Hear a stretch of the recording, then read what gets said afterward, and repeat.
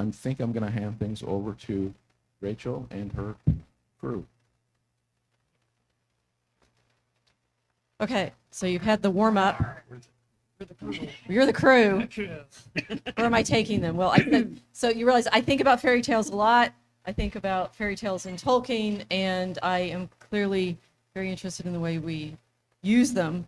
Rob gave me the benefit of having this panel and giving you the blurb, right? So this is actually my setup for what we want to talk about. But let's first do quick introductions. And I have, of course, not only my team of fairy tale stories, but actually one of my team from the Dragon Common Room who's able to join us and talk about what we're doing in storytelling. So just give a little bit of introduction to yourself, and we'll how you think I probably got you on this panel. She's a witch. Oh, yeah. They need to know more about who you are. Hi, I'm Kimberly, and I've been writing with Rachel for about 4 years. Met on Telegram because I was reading for blog site. I read a lot of news articles. I'm just kind of like a news junkie that way, but I read a lot of blog sites, and I was reading a lot of a Catholic aggregator site, and her blog was on it. And one day, the name Milo Yiannopoulos pops up, and I said, oh, I really liked him. What happened to him? And she says, follow me on Telegram. I said, well, I'm going to follow her on Telegram to find out what happened to Milo. So I went to Telegram, and on day one, she said, okay, who wants to write poetry? I'm like, huh? What? So I started, okay, I've got some time on my hands. I'll write some poetry. And myself and many other people were practicing writing poetry. We were following rules in a book. Now, I haven't looked at poetry or written poetry in 40 years. I did study English. It was my minor in college. I had excellent professors at the University of Maryland back in the 80s. And so I really had to stretch my brain to remember, and I'm really kicking myself for having gotten rid of my Norton anthologies because they're really good for these collections. But we all practiced, and we wrote a theme. We came up with a theme, and we were writing a story in poetic form. And the poetic form was very good for forcing us to focus on our ideas and to hone them down. Otherwise, anybody who's written one novel knows it can go in like a bazillion different directions, and it's kind of hard to narrow it down. Poetry really helps you do this. And so we thought we were doing a practice, and then she announced, oh, well, by the way, I'm publishing it. And that was Centrism Games. So, but what name do you want in this book when I publish it? So, after I stopped freaking out for an hour, I said, okay, I can do this. And I kind of got, like I said, she's a witch. I kind of got reeled Granny in. Weatherwax witch, Yeah. right? I get you in the story. Reeled in to write more and more, but I was really enjoying it, and I was learning a lot. And I've actually wanted to write a novel for a long time. Lots of people have ideas for one, but I could not focus.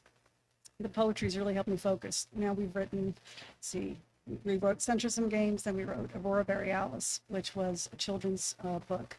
And then we went right into Draco Alchemicus, which is a book in 5 acts, and we're right smack in the middle of it this last week. We're in 3.5 of the book. So that's where we're at right now.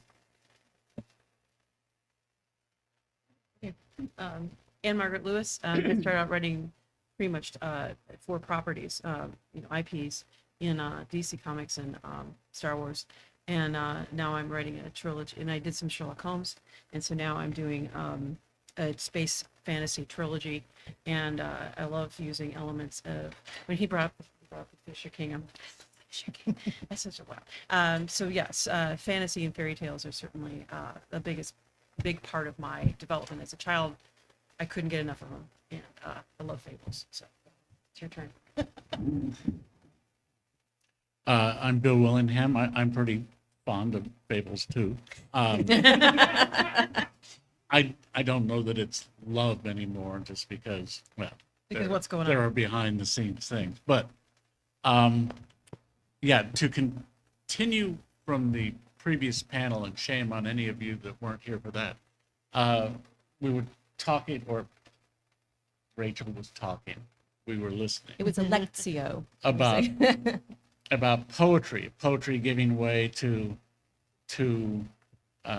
fiction, but I think in a sense more technical kind of writing when technical writing became available. Poetry, I think, dominated most of our speaking lives because we could remember poetry. I mean, that it existed to help remember it.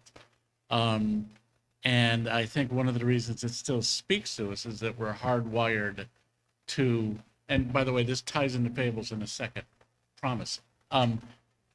We're wired to kind of activate when we hear poetry as opposed to just, any other kind of verbiage. Someone explaining the TV business to me from the inside said, look, TV is a vast machine that needs to be fed. That's why they'll take anything if you can get it in front of the right idiot. It just needs to fill pages.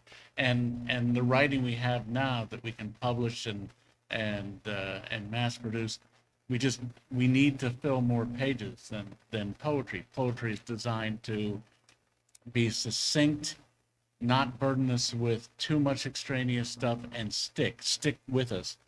And in an old discussion in school about why did Shakespeare, we were studying Shakespeare, why did he so often rhyme certain, the beginnings of the scene, the end cap of a scene, whatever like that. And now I realize it's because that's a stick it in your head memory of, okay, this important thing has been done now.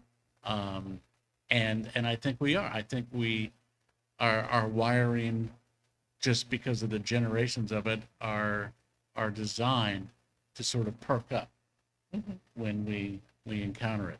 I think that's a lot to do with the technical aspect of fairy tales. I have no idea if we're going to discuss technical aspects of fairy tales versus, written fiction. But there's a similar aspect to it, I think, that fairy tales don't need to explain a lot and actually shouldn't. If a fairy tale says the cow jumped over the moon, you don't need to explain the mechanics of how that happened. As a matter of fact, the more you try to explain it, the more power you draw away from it.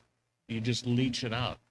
In fairy tales, this is so because this is so, and on some level, we all know that's the way you tell someone a story.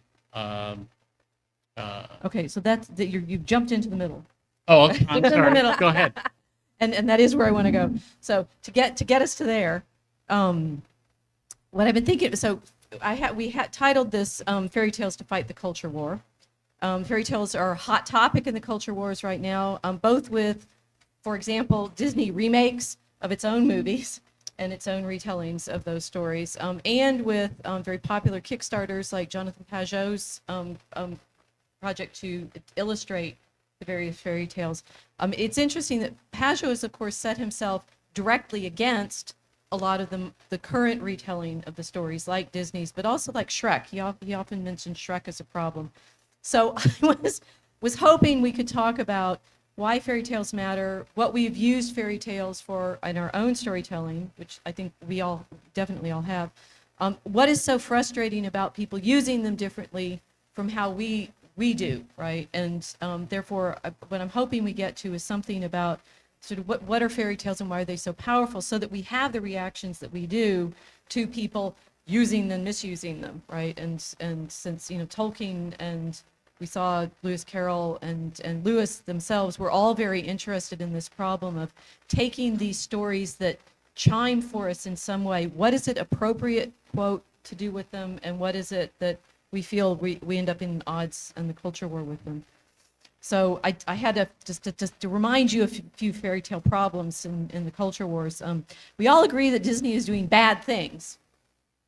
With fairy tales right now, retelling them in ways that subvert the meaning of the stories. But what does this mean, right? this is one of the things that Tolkien talks about in his on fairy stories is you're always drawing from the soup of stories and bringing them out and retelling them. So the stories are only alive insofar as they're being retold. So why is what Disney doing with them so bad? I think in Pajot's project, just to give you an anchor for where I started thinking about this question, he one of the things he's wanting to do is tell them the way that we used to tell them, and I think he means the Grimms. I think he means the Grimm's fairy tales version, but of course the Grimms were retelling them, and we did an episode on our podcast on it's something it has fairy tales in the title, talking specifically about this, that the Grimms collected the stories that they did. Their version of the stories went through several editions, and by the end, the one that you all love, that feels so resonant and perfect and scriptural. Wilhelm Grimm purposely did that, right? He rewrote the stories from their original versions that he published, and whatever he collected orally, I think that's another problem. Even his own tellings, he transformed in the sort of art that he was using to make them sound more like age old and he specifically did it modeled on the scriptures. When Tolkien was talking about fairy stories in his On Fairy Stories, he talked a lot about Andrew Lang, whose multiple rainbow books were the fairy collections that Tolkien grew up with. Lewis Carroll's in my head this morning. Lang. Tolkien. Tolkien, okay. Tolkien was frustrated with Lang because he set them up as for children. And therefore, are fairy stories age-old and scriptural? Are they for children? Oscar Wilde did a lot of retelling of fairy stories, and having seen a production of the Dwarf opera, which was modeled on Wilde's Dwarf fairy tale, Wilde is wild, right? You know that what he does with his stories is trying to show you various things that are hard to see, including his own life sometimes. But we don't seem to be having a Wilde did bad things to the stories. Disney comes along in the 30s and makes them wholesome. But the wholesomeness is, of course, drawing off of the Grimm's retelling. So what do we do with that? We could go through a whole, register of movies that have retold fairy stories. I was just watching recently The Slipper and the Rose, which was made in like 1975 or 1976. And it's fascinating because on the one hand, it's a musical. On the other hand, it's kind of historically accurate. And on the other hand, the fairy godmother is really busy. It's a strange sort of mixture of at what point are we going to make them historical? Are we going to make them whimsical? Are we going to make them culturally relevant to the moment? Because this busy fairy godmother got a prize for her acting. And then we get to Shrek, where, again, in Pajot's example, Shrek is doing the thing that's worst, right? The lovers are no longer beautiful. They're not Prince Charming and the princess anymore. They're ogres. But if you pay attention to what's going on in Shrek 1, they meet and fall in love. In Shrek 2, they meet the family. In Shrek 3, he finds out she's pregnant, has a little crisis over that. In Shrek 4, he goes through a crisis thinking, what would have happened if I hadn't got married and had all these kids, because there's a gazillion of them by now. Oh, wait, I really want that. They're completely wholesome, right? So when we're thinking about what are the stories, why are they so powerful, and what bounds are we thinking people need to be retelling them in, that's the bigger scope of the things that I was hoping we were going to think about. So let's bring it back down and just saying, like, what is it that you think is the I'm going to make you do Tolkien. What is a fairy tale, and why, from your perspective, are they so powerful? And we'll start with Bill because he was in the middle of this question when I interrupted him. Okay. Well, Okay. I think they are so powerful because they are the best, I speak with authority, tales we have. And by that I mean they don't try to explain anything. There's a period where John Gardner, not the one who wrote the Grendel retelling, but the one that wrote the Bond books after Ian Fleming quit by passing away. And his take on the Bond books was, I'm not going to have any technology that doesn't actually exist. I'm going to bring it back to its grim reality. The kind of lighthearted nonsense that appears in the movies is anathema to me. But he was also, because he was writing the Bond books at the time, picked up to write the novelization of one of the Bond movies. One of the middle ones with the drug lord and the south of, pardon me, License to Kill. And if you'll recall in that movie, those of you that have seen it, there's a scene where Bond escapes a shoulder-fired missile by putting his 18-wheeler up on a one side of the truck wheelie to deflect the missile away. And poor John Gardner, who was all about everything must be accurate and possible, went to such distractions. There's this giant segue out of the story to explain, okay, I know you won't believe this, but here's how this happened. A confluence of things and luck, and it shouldn't have happened. I understand that a long digression before he gets back totally takes us out of the story. And that is a good example of what fairy tales should never do. Never, never explain. I grew up reading comic books, superheroes, when they were all fairy tales. You never explained really that Superman couldn't possibly be hauling a chain of planets through space. You just said he did. And because they just said he did, he did. It's right there. He's doing it. And all of that was ruined, and for my sins, I participated in some of that over-explained, this is how this could happen, this is how that could happen. It was ruined by what we're in now, which is the need to explain things. When I'm put in charge of all comic books and particularly superhero stories, I will absolutely put down the law. You never explain, you never tell an origin story. Why? Why is it necessary to know when you're dying in a fire and Superman comes and saves me? He swoops in and he's gonna carry me out. I was like, hold on there, buddy. You're gonna have to explain how you can do that before we're leaving the burning building. No, the authority is he did it, therefore you're saved. And I think that's the main thing I learned. And I've, for my sins, I've done a little bit of that in fables, but to try and rationalize and justify myself. When I You're did gonna fables, give your own backstory. yeah, the premise of fables is what happened next. That's really it. With all these characters, every single story about the characters before fables, I wasn't going to contradict, except sometimes I needed to be selective. I found out through Grimm and other sources, I tracked down 37, I think, versions of a Little Red Riding Hood and different ways in which it was resolved. Some of them pretty grim. But until I found the one I could use, which is, okay, they sewed the wolf's belly up with rocks and threw him in the river. And since I've decided he was already the son of the North Wind, it's like throwing him in the river. I make my own hair. So that's how he was able to survive, and I justified it to myself. But I never delved deep enough to say, all right, this is how a wolf can be the son of the North Wind, or this is how he could have, never explain that, because you are sacrificing your own authority.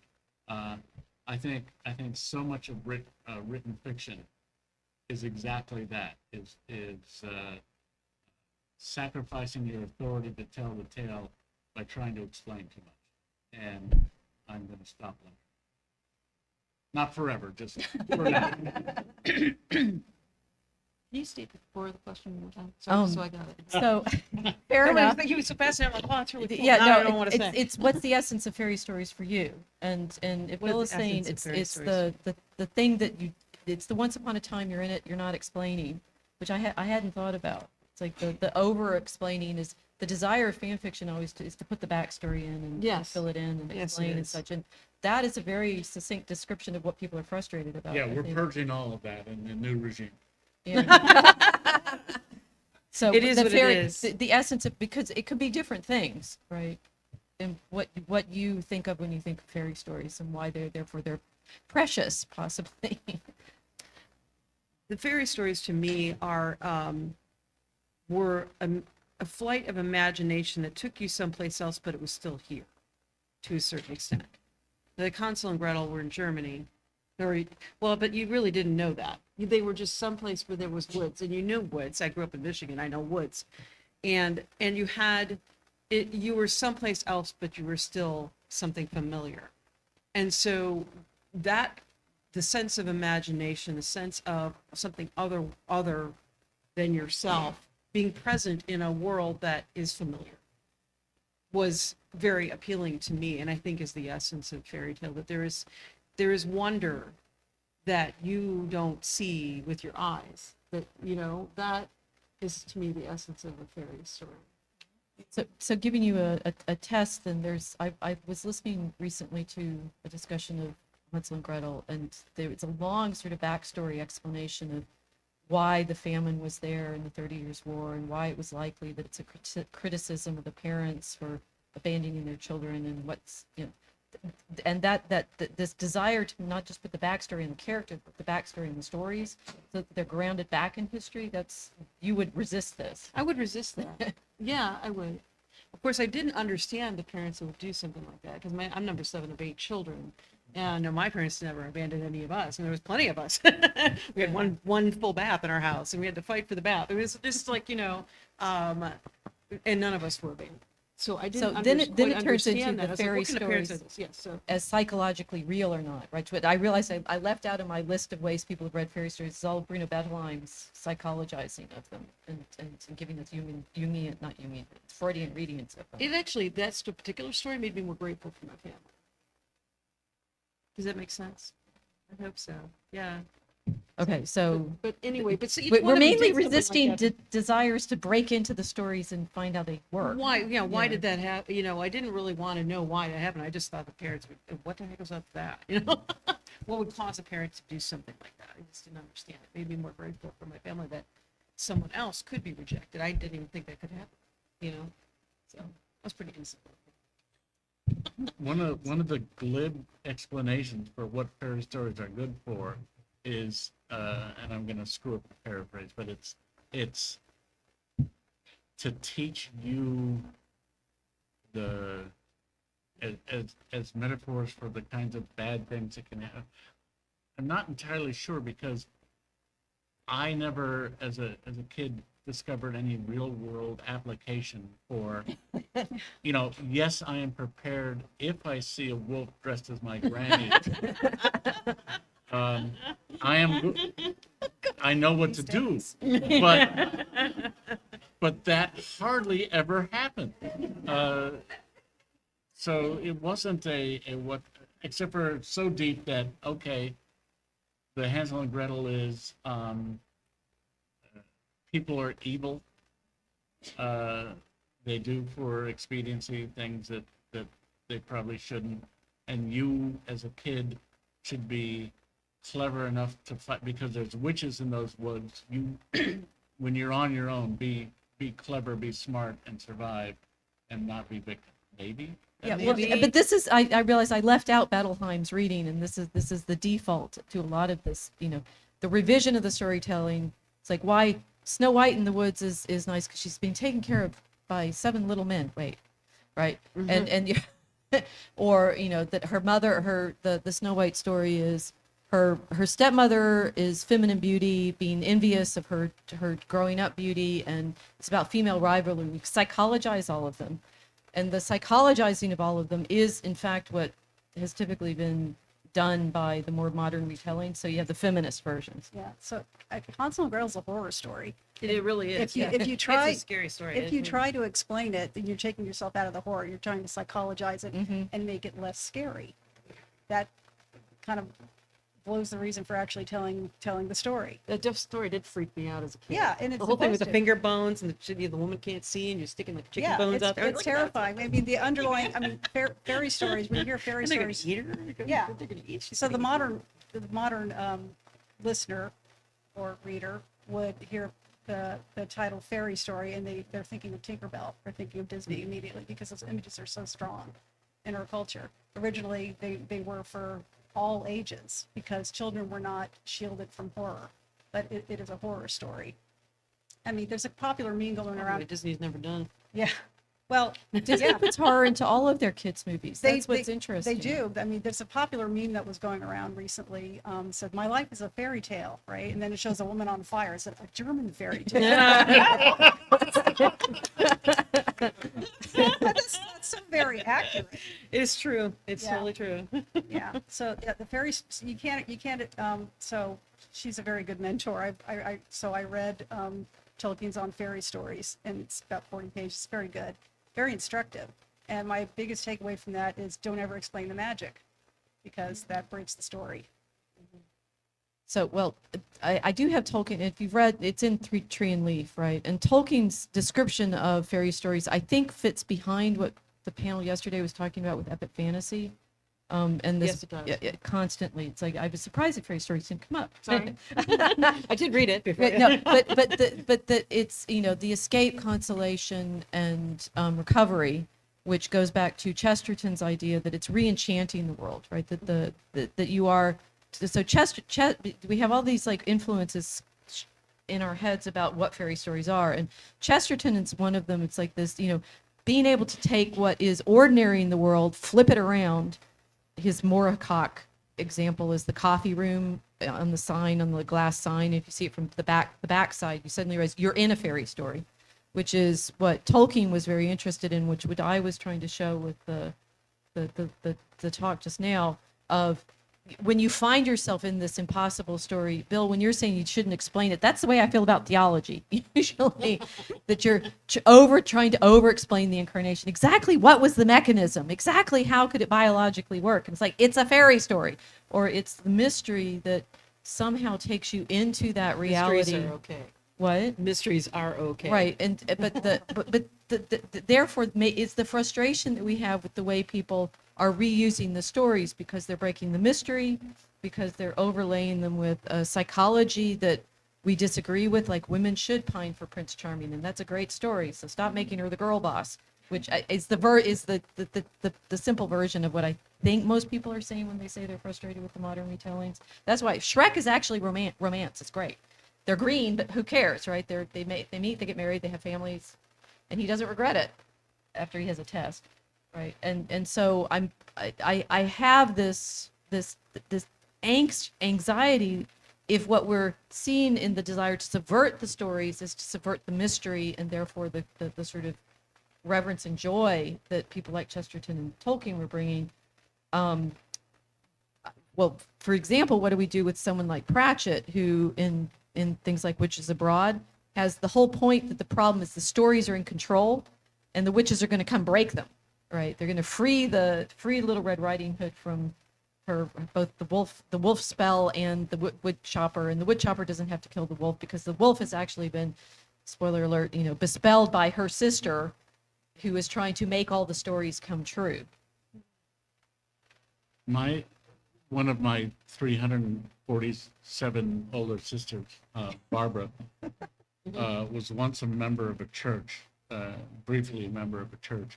One of these churches that try to explain the extraordinary things in the Bible with rationalizations and justifications, and two that I recall, there really was a guy swallowed by a whale and he survived for, whatever, which explains how Jonah could have happened.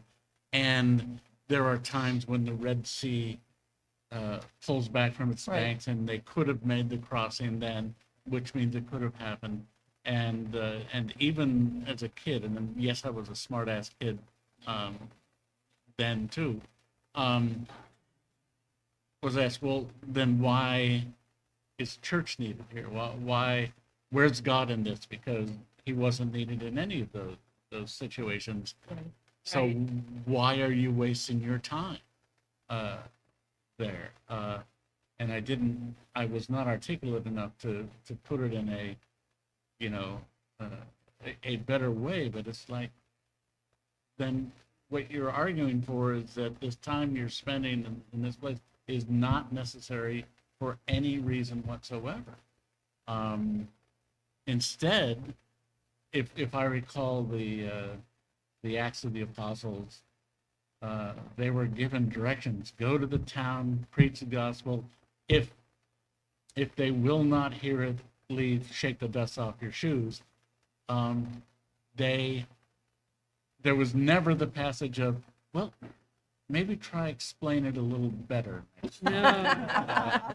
Use science, use philosophy. I know Yeah. a real Yeah. popular thing recent, not so much recent. I think they kind of turned away from this, but it used to be with whenever the gospel of the 5 loaves and 2 fish should come up in the feeding of 5,000, everybody shared their lunch. That's Oh, what yeah. happened. I'm like, Yeah. no. No. He quite literally made bread out of nothing, guys. And reams of speculation on why was it Jesus's obligation to provide lunch. Yes. It's like, Yes. who cares? That's not the- So you see where my Wasn't that the point? interest in the Jesus of history problem comes from, right? Because Right, you end yes. up with, you're overtelling the story, finding all the backstory Yeah. in ways that don't fit with the story world, and then trying to explain how, yes, he's electric light and therefore he becomes incarnate. Actually, that's a kind of cool mythology. You're saying, Kim, you had. Oh no. Well, so I'm wondering, are we happy with Pratchett's retelling? Because the witches are going, the witches, right? And they go through and they break all the stories and they make it so that, in fact, the girl doesn't have to marry the frog because it's just Granny's, self-obsessed sister trying to make herself important by being the good fairy godmother, controlling everything. And we're all much happier off with the stories not being in control of us, which is ironic for someone as skilled a storyteller as Pratchett, because once you are in a great story, you find yourself identifying it, and then you end up writing fan fiction off of it. So there's this, that most, Christianity is one long fanfic, because you're always trying to find yourself in that story with the characters, and how do I find myself in that story with those characters? And yet there comes, I'm still trying to keep wrestling with this, the point at which it breaks, and we've come up with, you give too much backstory, you give too much explanation, you try to make it psychologically somehow a lesson. Becomes midichlorians. It becomes yes. That's Yes. a perfect example. It is Exactly. terrible thing. That was stupid. You took the wonder out of Star Wars. Well, you broke. It's just like you just sucked it right out. Yeah. Okay, so no, I'm sorry. Don't try the midichlorians. What the heck is that? What are you trying to know? Yeah. I got Okay, really so- upset with that. so- Star Wars was space fantasy for a reason. All right, leave it fantasy. Don't try to make it Star Trek. It just doesn't work that way. The two are two different. Just never mind. It's one of my Balrog's. Ironically, did they ever explain why Rey could do everything without any instruction? Yeah, I know. That No, was okay. she was just a Yeah. girl Okay, boss. so then let's flip this over. How can you do it better? How can, if we want to use the fairy stories and we are encountering them and testing them and working within them, and we want to be Tolkien, because why wouldn't we? And we're not just writing fanfic off of Middle Earth. How can we take the spirit of what he's suggesting in the story and actually do it? Jack Kirby it. Yeah. My one, well, 2 conversations with Jack Kirby, but about the same thing, which is, oh, Mr. Kirby, I grew up reading your stuff. I want to honor you. And he says, you want to honor me? Write your own story. Don't use my characters. But we're using, so this is the Write me a test, fairy right? tale. But okay, in fables, Yes. you use the fables are fun because you're using the characters that people already know to then play you know, sort of what happened next, which is delightful and effective because we've been given Snow White and the wolf. Right. And- I don't know that Fables is a good example for Okay. anything we're going to talk about here because I didn't. I. How would you hopefully- do it differently I then? came to these realizations along the way. I was part of the superhero groups to explain things and give, you know, important pseudoscientific backgrounds to this and that, and it's all nonsense. What made you change your mind then? That's a good. That's It was a- a slow process, but Okay. it was the inspirational sudden light from on high moment was when someone in I was up at Marvel Comics was railing against he was doing the Marvel's better than DC thing and talking about as an example Superman pulling multiple planets through space on a chain. And then I realized, no, that was the perfect moment of superheroes, and it's all been kind of lessened since then. So there was a moment of inspiration, but like anything, I think it takes time to apply it to what you've done. If I were doing it, well, so you're right. We found an audience early because everyone knew the characters in advance. Right. Maybe that was a bit cynical. It worked. Until then, I was doing many series with DC. I would always get some kind of critical attention and sell in the low dozens and get them canceled after 3 or 6 issues.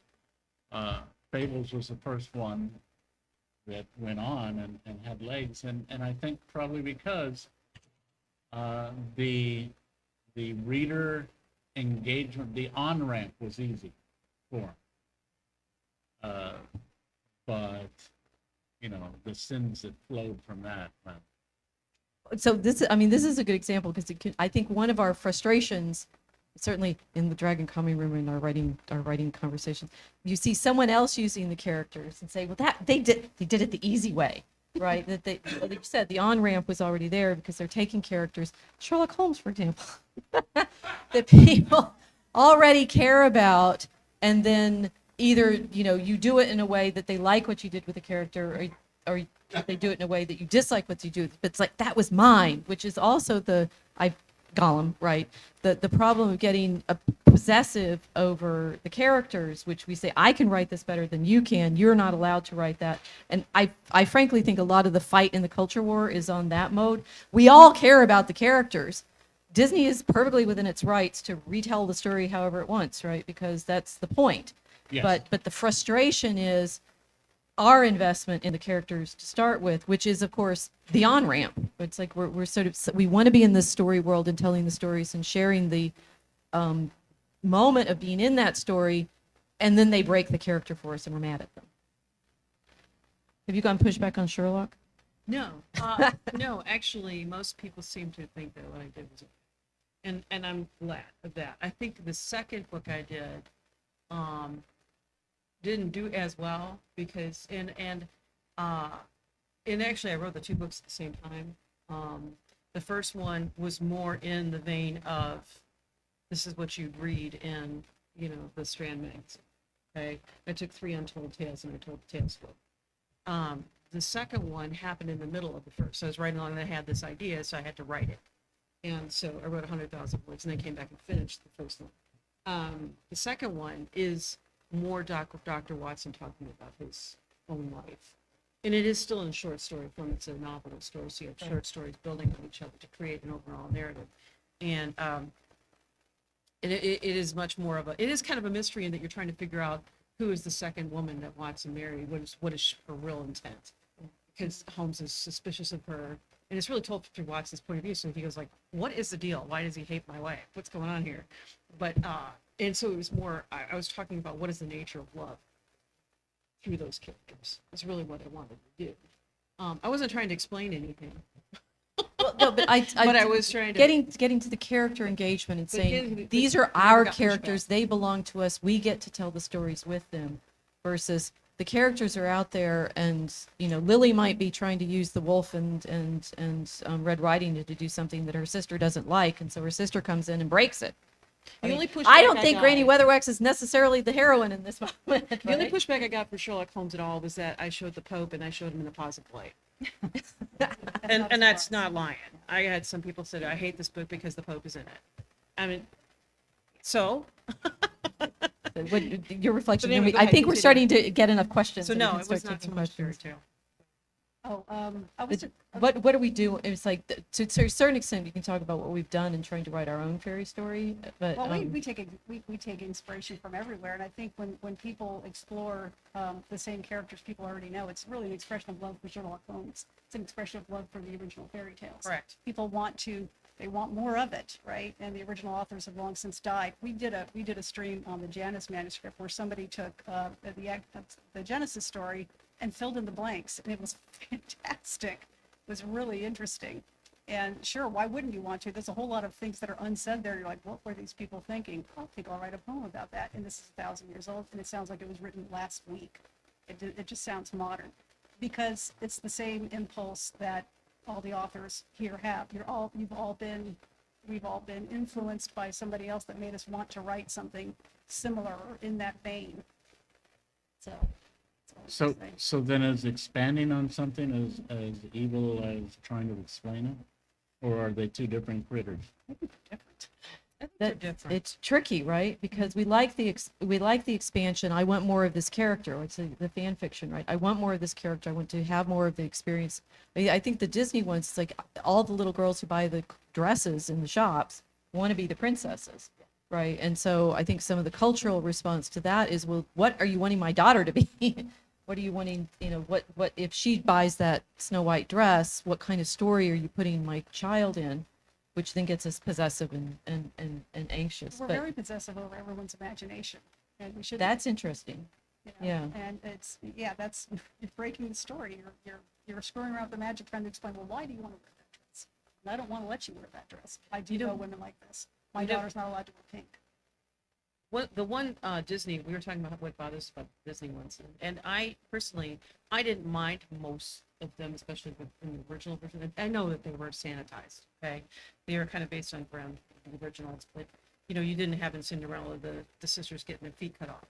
Cutting their toes. Cut their toes off to try to fit into the shoes.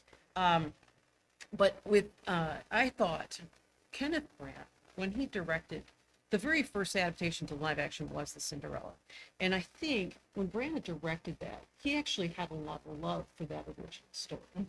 That was probably one of the better ones I'd seen. And I, to give credit, all right, I'm not going to say that all of them were great or all these adaptations of live action were good. I just thought Branagh has a sense of that because he's a Shakespeare fan. He's into Shakespeare. And so he wants to give you that element of awe, that element of wonder. And to be respectful, she was very much more of a regular woman in Brandon's adaptation. I had more respect for that live edition than I thought I would. What I was am I really- missing? What Branagh adaptation of Kenneth Cinderella? Branagh did Cinderella as a live action film based on Disney's Cinderella. When? This came 10 out years ago? about 10 years ago. It And was the what did he? first- So the what did first he do with the live-action magic adaptation. and the fairy godmother? Because Yeah. that was interesting. In The Slipper and the Rose, the fairy godmother shows up for no reason. The storytelling is like hilariously bad. She shows up for no reason and says, "I'm so busy. Oh, you had a pure wish, so here I am." Right? And you're like, wait a minute. You want the magic, but you also want the political problem of being in the Holy Roman Empire when there are all these tiny little kingdoms, and the prince rejected that woman to marry. It's like they couldn't figure out which they wanted. The live action problem of a kind of historical setting with 18th century costumes, accurately sort of, and what do you do with the magic? Yeah. I do have a resolution to what I'm thinking about, but let's take some questions. Yeah. Yeah.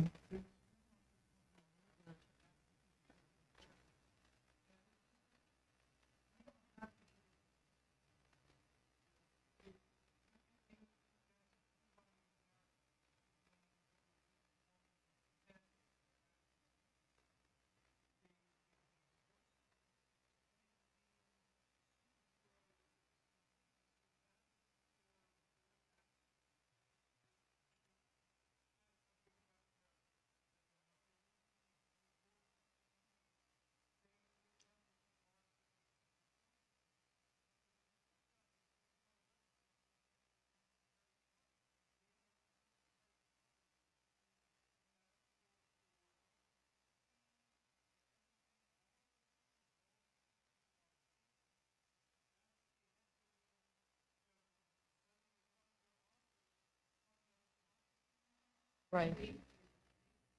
They're just as angry as we are in the sense of so Dan is talking about the different responses to Harry Potter and And J.K. Rowling. and Yeah. J.K. Rowling, that they, just as the people who grew up imagining themselves as students at Hogwarts, from one perspective, are frustrated if it goes in a direction they don't like, so is everybody else, right? So there's that in the story problem, and there's the investment in our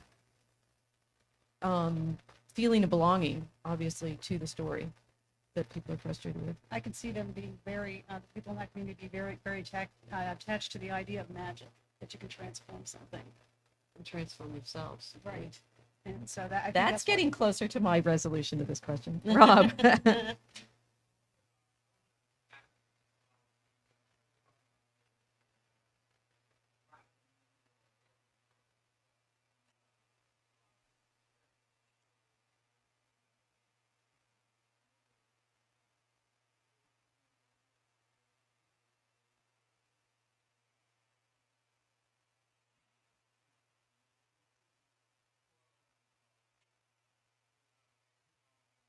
That's why Mary is so important.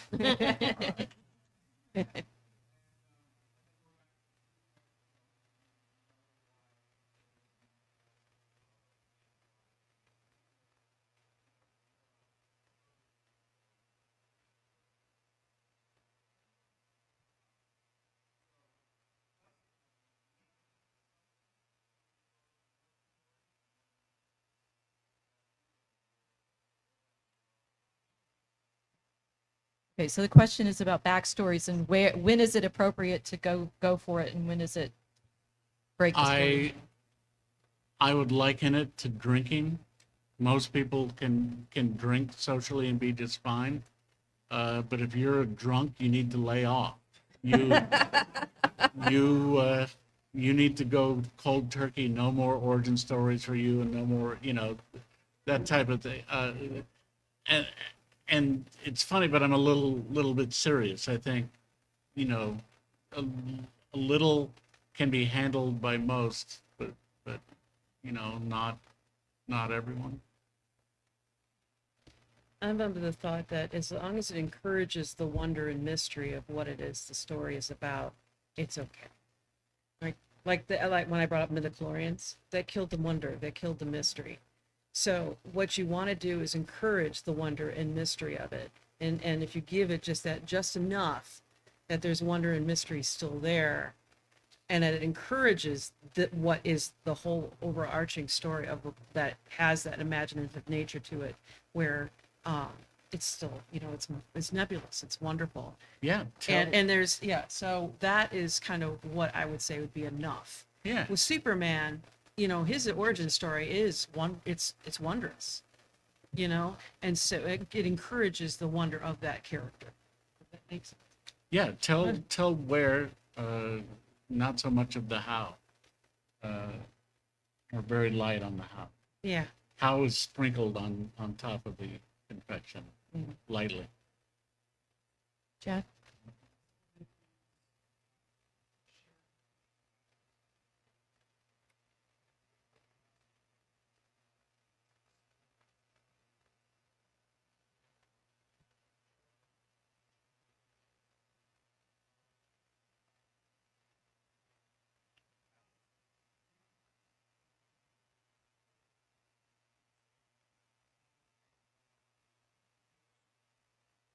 Yeah. She's playing a fairy tale. Come on.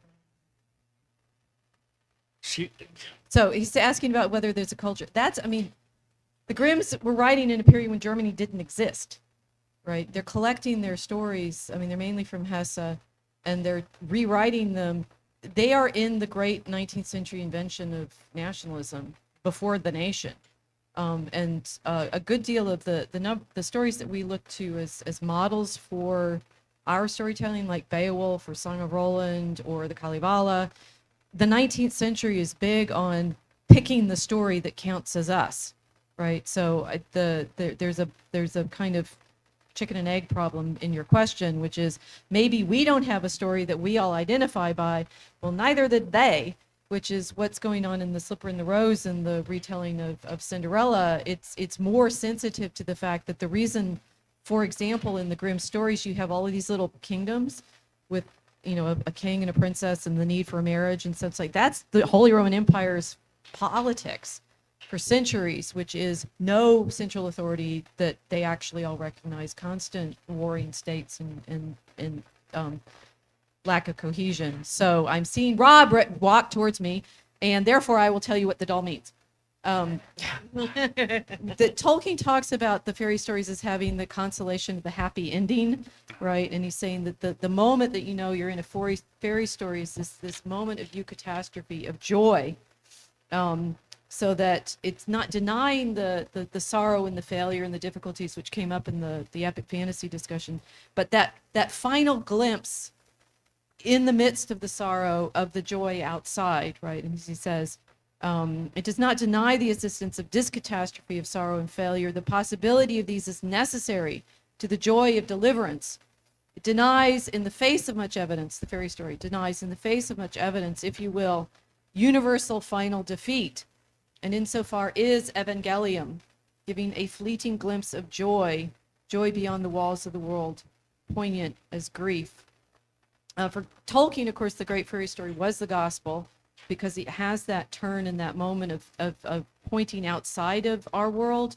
I think this is the magic problem we talked a lot about in Mosaic Arc in our podcast, is specifically, is the magic the mechanism by which you explain everything, or the pointing to the transcendent reality outside? And that's the difference between sacrament and magic.